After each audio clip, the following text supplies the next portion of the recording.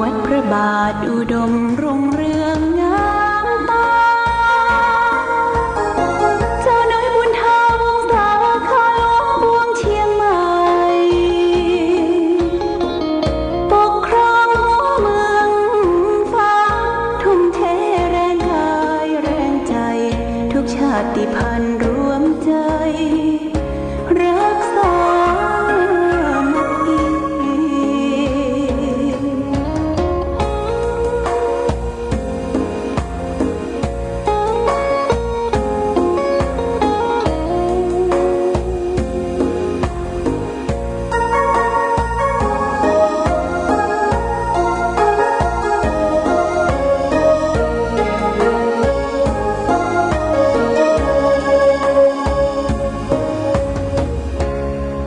ก่อนเป็นวัดร้างโบราณ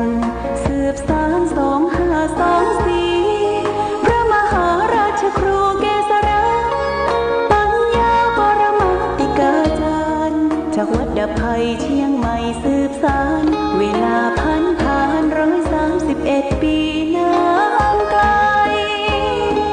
วัดพระบาทอุดมรุ่งเรืองงามตา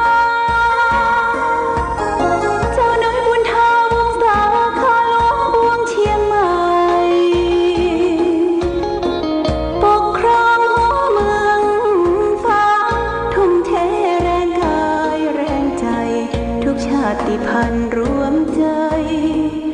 รักษานักดี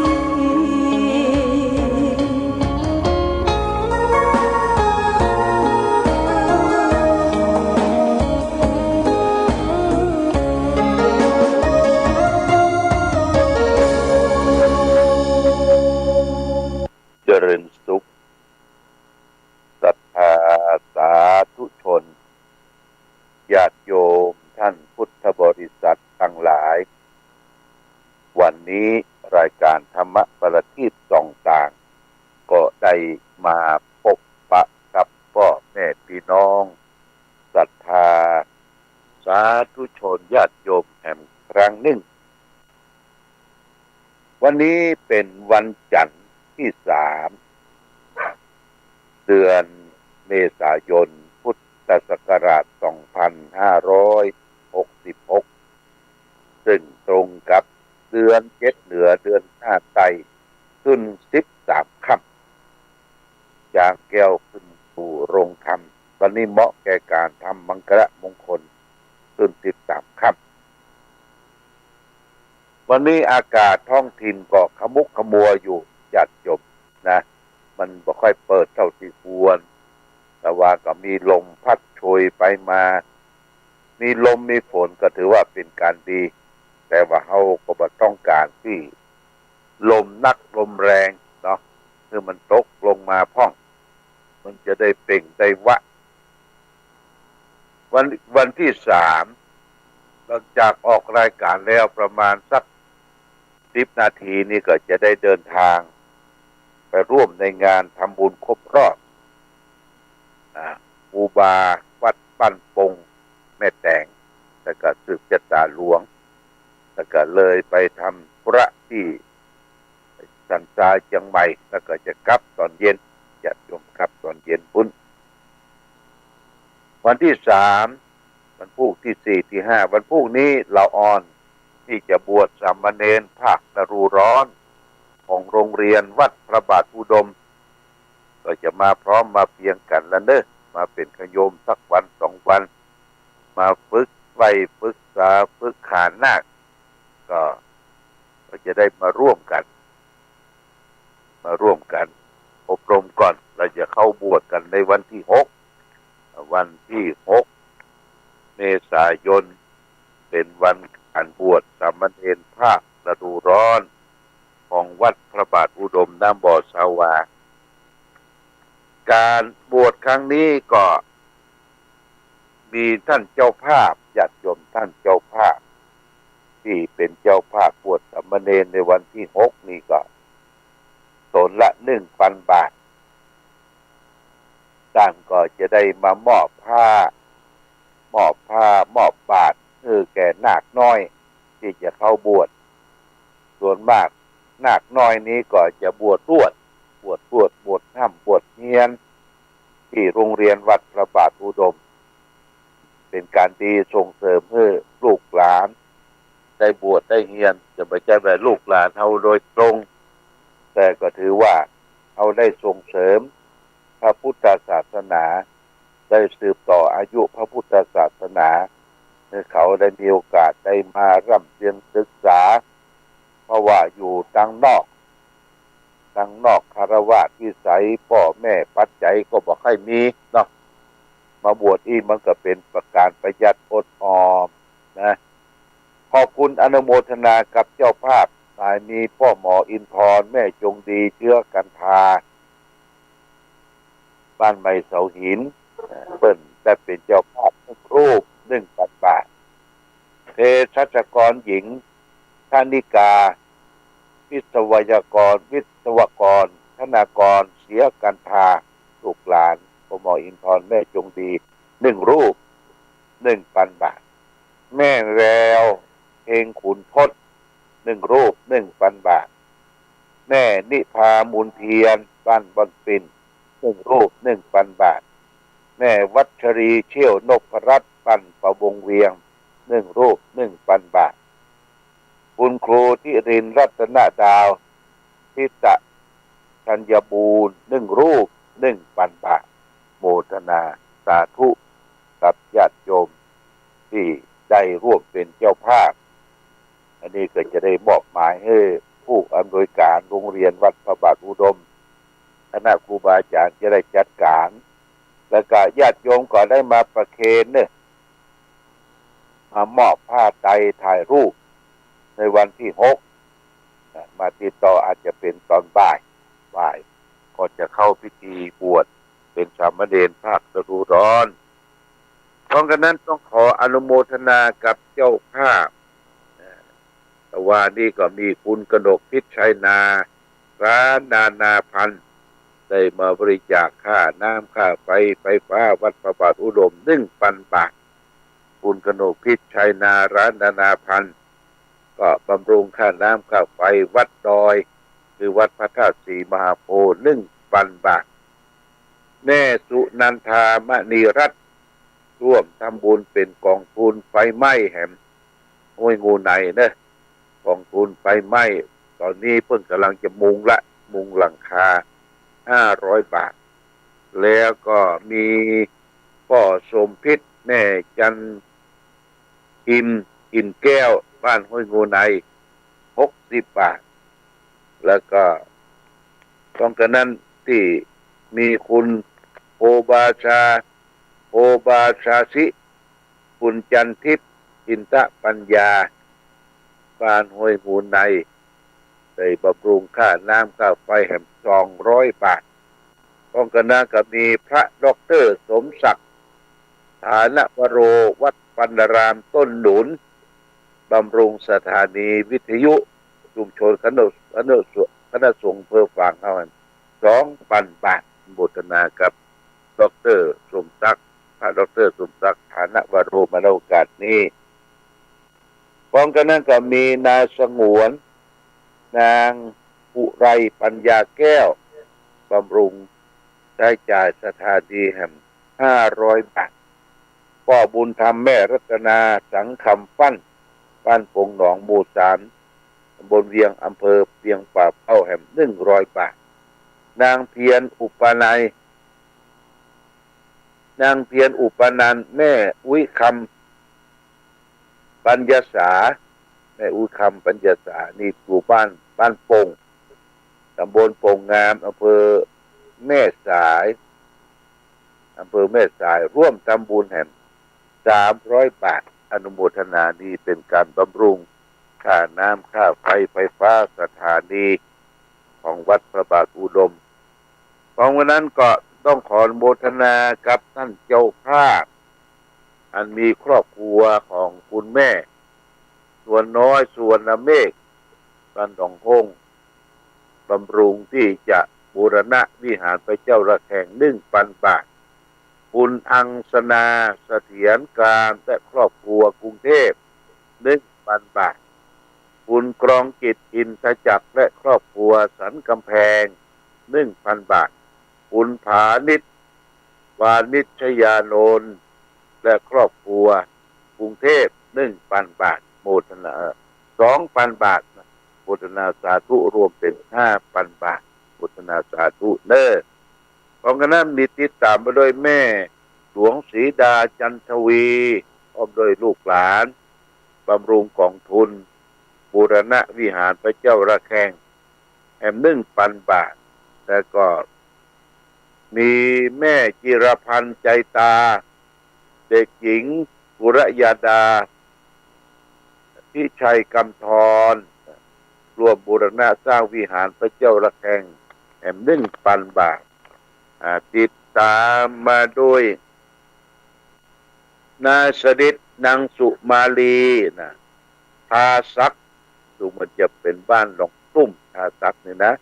เป็นเจ้าภาพบูรณะวิหารพระเจ้าระแฆง1,000 บาทแล้วก็นายสงวนนางอุไรปัญญาแก้วบ้านเต่าดินเท่านี้นะเป็นเจ้าทาวัดพระบาอุดม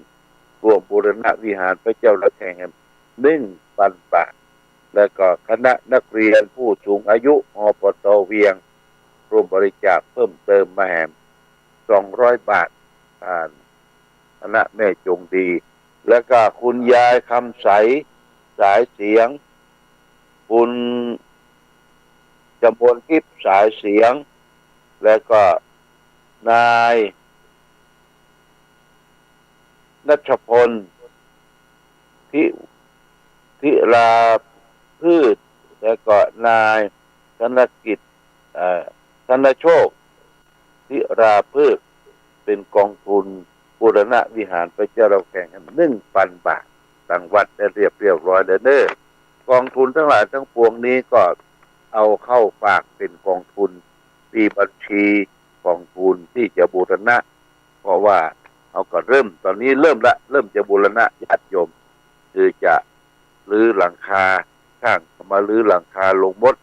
แล้วก็แมนท่านชิดจะมุงใหม่นี่ก็สร้างมาเรียบร้อยก็จะได้บูรณะปฏิสังขรณ์ขอได้มุงก่อนแล้วก็กันแดดกันน้ำฝนกันอย่างต่างๆแล้วก็จะได้บูรณะส่วนห้องข้างล่างชั้น2ชั้น1ชั้น2เพื่อจะได้ดูแลโบกฉาบพัดสีทาสีอย่างต่างๆก่อนพรรษานี้ที่ก็แจ้งญาติโยมท่านสาธุชนทั้งหลายและเกินไว้ว่าเอาจะร่วมกันรวมทุนทอดผ้าป่าจำนวน 2,566 กล่องเนี่ยญาติโยมเตรียมตั๋วไว้เด้อ 2,566 กล่องละ300 บาทกล่องละ300 บาทจะทอดวันที่2 มิถุนายน2 มิถุนายน 2565พร้อมด้วยคณะสงฆ์อำเภอฝางข้าราชการบ้านเมืองพร้อมด้วยคณะญาติโยมขึ้นสีขาวขึ้นสีขาวไปอยู่ที่ใกล้ที่ไหนก็ไปช่วยกันถ้าเป็นเจ้าภาพกองผ้าป่ากองละ300 บาทจำนวน 2,566 กองจะทอดในกันวันที่2 มิถุนายนวันทอดผ้าป่านั้นกลางวันที่ลานอนุสาวรีย์พระเจ้าฝางแล้วก็จะมีนักร้องชื่อดังจะมาช่วยร้องเพลงกล่อมก็คือคุณเสรีรุ่งสว่างซึ่งเป็นลูกศิษย์เพื่อจะได้ขึ้นมาร่วมทอดผ้าป่าของทุนช่วย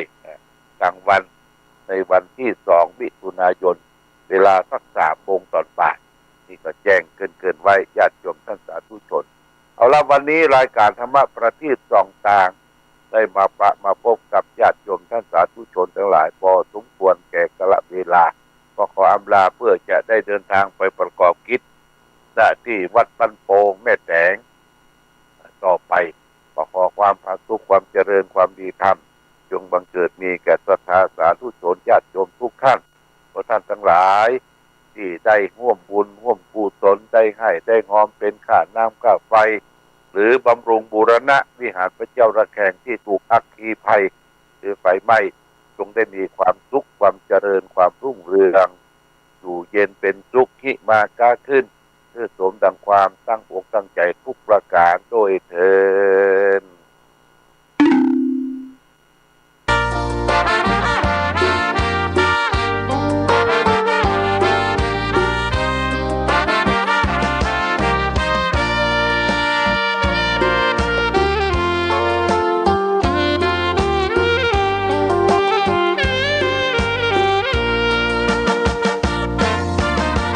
เลิศฟ้านภาลัยก้องไปทั่วเขตสยามนามสามผิวงดงามยามได้มาโยนยินมเหสีแห่งเมืองฝางนามผิวสวยทั่วถิ่นร่ำลือทั่วท้องทันโสภินยิ่งกว่านางใดสามกาลเวลาสีผิวนางเปลี่ยนแปลไปในทุกช่วงยามเลิศล้ำอำไพเปรนพิษไทยไหลงดงามหนึ่งในสยามพระนางสามผิวยิ่งใหญ่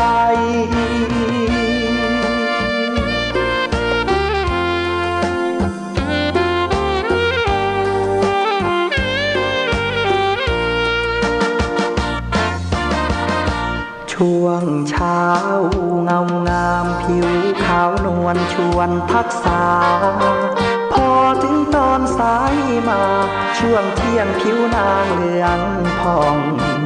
ติดตราตรึงใจแม้นใครได้มองงามเหมือนดั่งรูปทองมองแล้วสุขราค่ำลงเปลี่ยนแปลงผิวแดงระเรื่องงามตาพาให้ชวนชมองค์พระเจ้าฟ้าแม่นางสามผิวคู่สมผู้คนนิยมสมบารมีสีล้านนา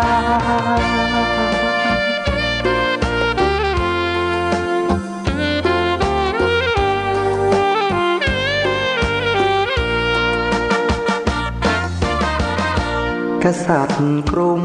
อังวะได้แล้วอยากยนต์ชมสุดโทธรรมราชาหรือไทยตรงระดมยกทัพชิงนางแม่นางสามผิวและองค์พระเจ้าฟางรันทดใจหมดทางพลางรักเกียรติศักดิ์ศรีจึงพากันโดดน้ำปลีชีพชีวีแห่งนี้คือสุสานบ่อน้ำสาวาจารึกมาตำนานสืบลูกสืบหลานไปชั่วกาลนานเอ่ย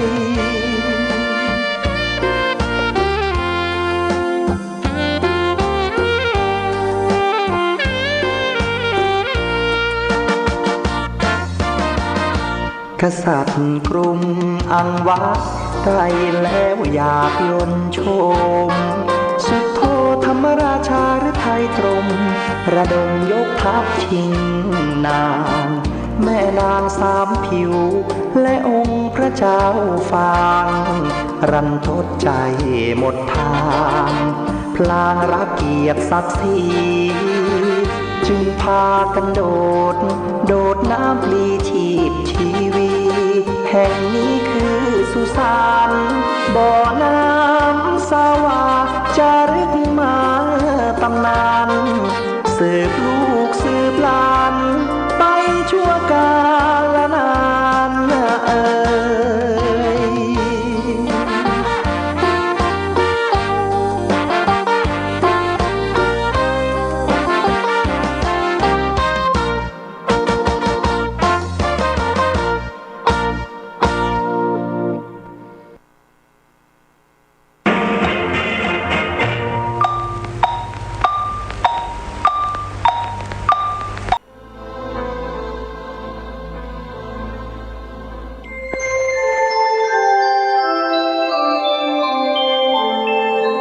ขณะนี้ท่านกำลังฟังสถานีวิทยุกระจายเสียง FM 104.5 เมกะเฮิรตซ์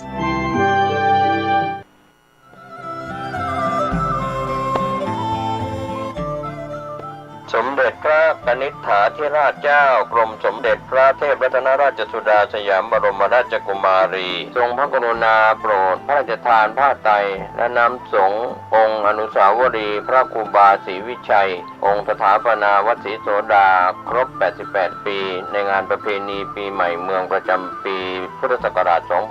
2566 ณ ลานอนุสาวรีย์พระครูบาศรีวิชัยห้วยแก้วตรงกับวันที่ 17 เมษายน พุทธศักราช 2566 ขอเชิญท่านสา